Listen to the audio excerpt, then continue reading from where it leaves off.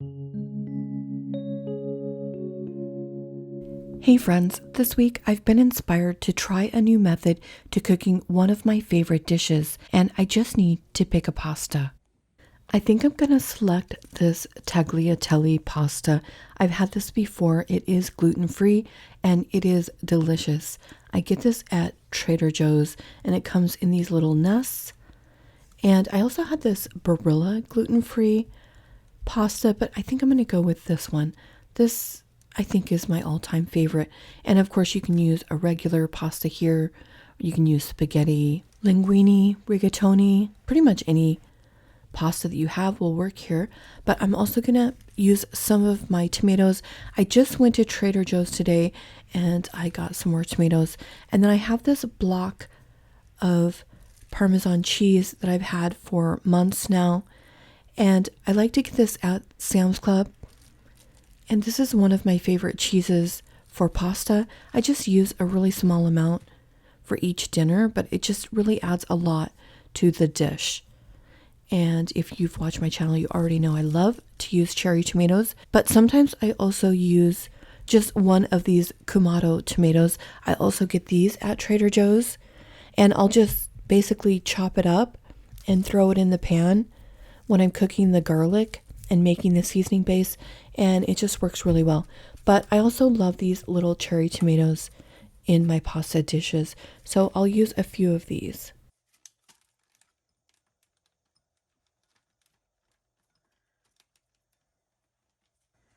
And actually that's more than a few, but because this is one of my only ingredients, I thought I would use a little more than I normally do. Usually I add another vegetable in here depending on whatever I have in my kitchen, or I'll add some greens. I like spinach or kale, and I've also used some Swiss chard before. I am going to use a couple cloves of garlic. I'm going to consider this not a main ingredient. I'm just going to consider this seasoning. But if you only have garlic powder, then you can add that into the seasoning mix. But I do recommend adding that in towards the end. And I'm not going to dice these. I'm just going to add these whole so that it will season the mixture, and then I'll just pull it out at the end. I like to use that method sometimes because some of my viewers can't have garlic, but they can have it if it's seasoned into the oil or seasoned into the broth, but they're not actually consuming the garlic. So that's why I'm choosing to use that method this time. And I do always salt my water for boiling pasta. I've been watching this Italian chef lately, and pasta is my favorite dish. And he cooks a lot of pasta, and I'm just watching him, and it looks so good. He salts his water with a handful of coarse salt. I'm not sure if it's kosher or if it's like a sea salt or what. I used to have a box of the kosher salt. I've been out for a while. I think that's a great idea for the pasta water. So I think I'm probably going to pick some up. The only thing about using that method to cook your pasta is it does use a lot of salt. More salt than normal, but it just results in some excellent pasta.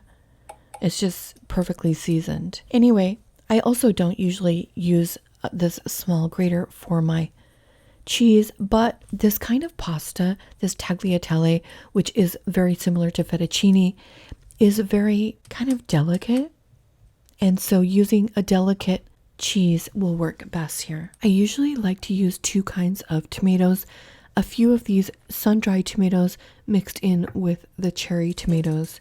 Those go so well together in pasta dishes, but today I'm just keeping it simple with 3 ingredients, so I'll just be using the cherry tomatoes. And it's been a while since I've had this. I don't remember how many of these little nests I used, but it looks like each one is 150 calories, so I guess I'll just go ahead and go with 2. I do remember, though, that this was really fabulous pasta. I think this is pretty much the best gluten-free pasta there is. I've tried several different kinds. I've tried some Barilla pasta as well, which is good, but for gluten-free, definitely that tagliatelle has been the best that I've tried. I am adding a little bit of the liquid from the pasta in here. I don't think it's going to work quite as well as regular pasta water. And then I also added in the garlic just to give some seasoning to the base that I'm making. That'll be the sauce for the pasta. The package indicated 9 to 11 minutes boiling time, and so I started checking this at 8 minutes, which is typically what I do. I'll start checking something about a minute before it's supposed to be done, because I am going to continue cooking this a little bit in the pan. So I just don't want the noodles completely falling apart. I do want them to have a nice consistency. And I'm just cooking these cherry tomatoes until they're about ready to burst. And it kind of sweetens them up a little bit by cooking them in the pan. And then you just get these wonderful bites of flavor.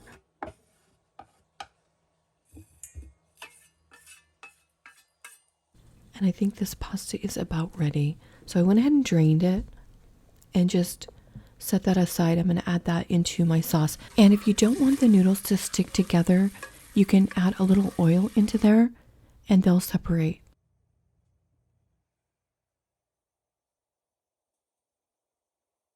These are so good. You know, I would be happy even with just a little butter or oil and then just a little bit of Parmesan cheese on this. That would be just enough for me. And then I just wanted to point out this tool that I use. I'm not sure what it's called, but it's a strainer for my pasta, and I use that for all kinds of things. It is such a great tool to have in the kitchen. Anyway, I went ahead and added in some of the pasta water here.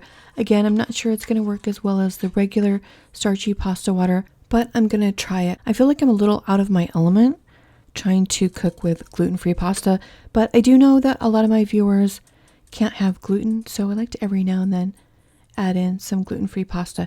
Okay, I'm trying a new method for kind of following that chef. He kind of tempered his grated cheese with a little bit of the pasta water. And so I'm just kind of doing the same thing here with mine.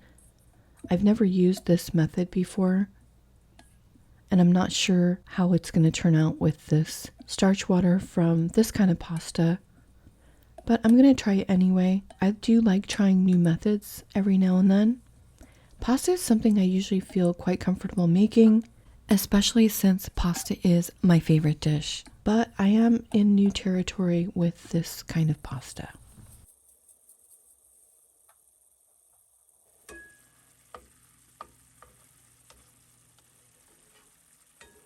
I removed the 2 cloves of garlic.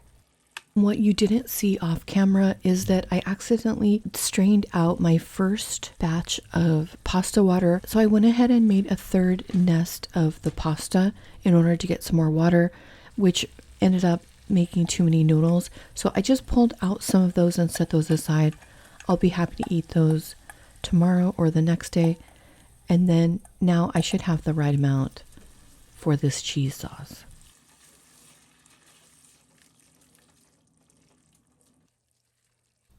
And as you can see, this is really coating these noodles nicely.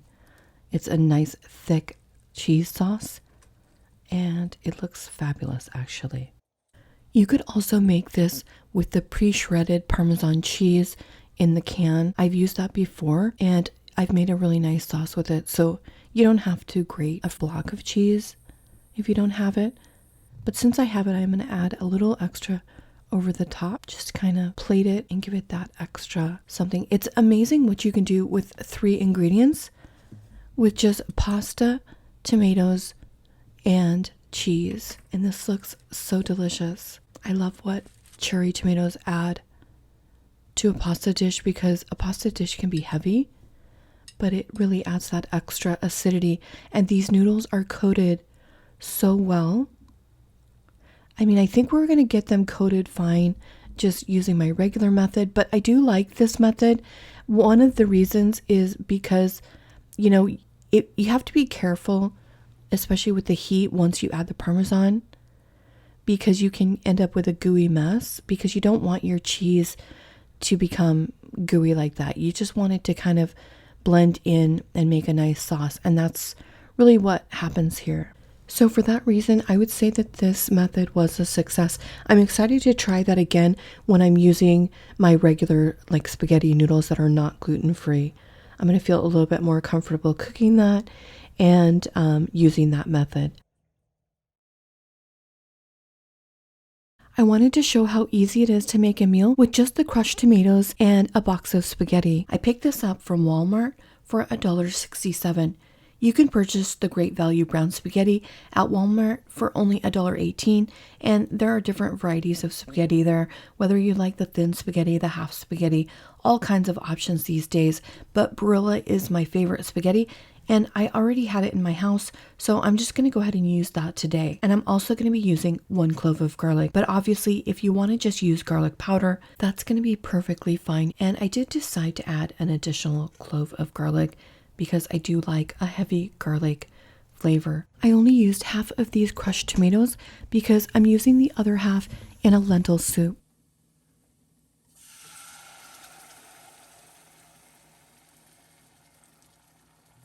And you've seen me make a marinara before, but usually I do like to use a can of tomato sauce.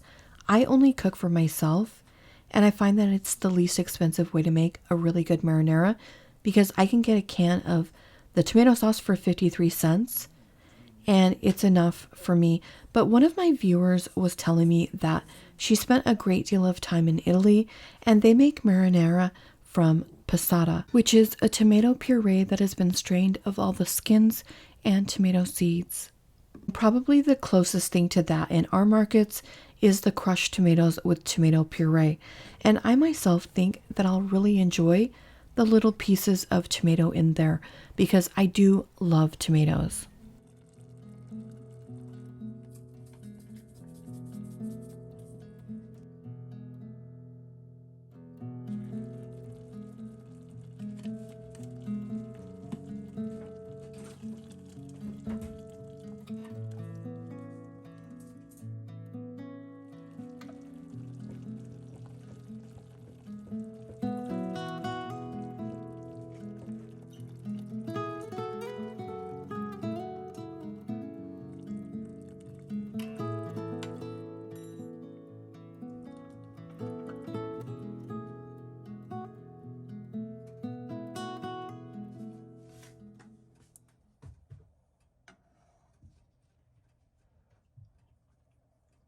I am going to add a little bit more oil to this mix, and then I'm going to combine the spaghetti with the pasta sauce.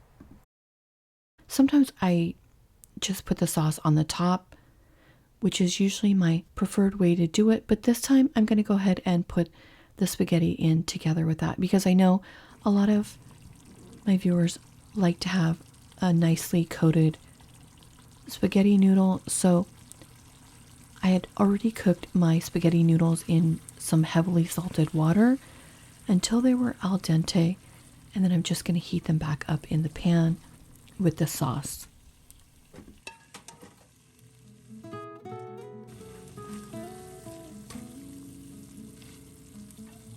I picked up these parsley flakes at Walmart because they were on sale. They were just over $1, but they are so bright green. You can't really see as good on camera, but they're just very bright, and I do love having something bright green to garnish the plate with. I'm not sure what's going on with the lighting in this picture, but regardless, this spaghetti was delicious, and I would definitely make this again. And you could always customize this by adding in some meatballs or some single ingredient vegetables like zucchini or some greens like spinach or kale. And here's another dish I made this week with rigatoni, some tomatoes, and I had the two kinds, the cherry tomatoes and sun-dried tomatoes. I had some olives, spinach, and then just the shaved Parmesan over the top. And it was simple but delicious. I think I've been suffering from burnout lately. As many of you know, I work a full-time job, and I also spend between 10 to 15 hours per week on my YouTube channel. I did schedule a week off of my job this week, so I'm hoping that's going to help, but I also do have an extreme budget planned for next week. I just wanted to let you know what's going on because I do appreciate you all so much, and I thought you might notice that I'm a little off lately.